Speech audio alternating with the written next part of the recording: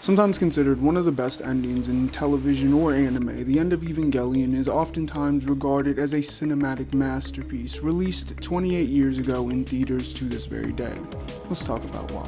A little bit rushed and a little bit underfunded, it's safe to say that the original broadcast ending for the Neon Genesis Evangelion TV show more than disappointed a handful of fans, with a few of them even going as far as to send Gainax death threats.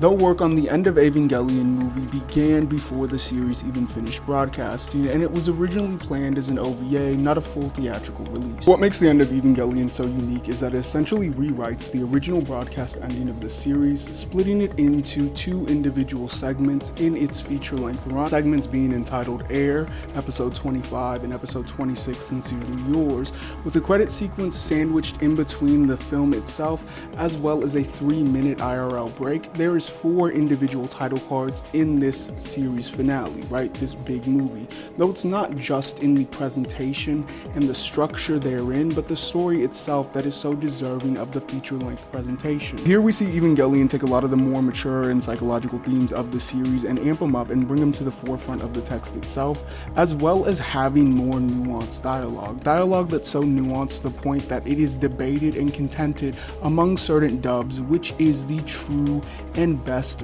translation of the text itself, because there's that much nuance in the conversations being had in the End of Evangelion. And though Evangelion was fairly popular upon release in Japan, it was not very accessible in the States, and now it is widely viewable, easily celebrated, and even more debated. Though when I discovered this series just a little over 10 years ago, it was nigh impossible to watch legally, and it was just another cult classic that was only brought into the limelight and mainstream thanks to the love and devotion of fans.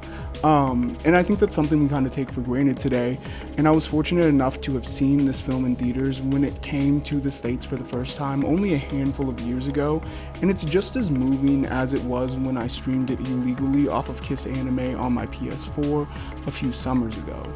Let's put it this way, the series is so good that I binge watched it in 24 hours, twice, no breaks, movie included.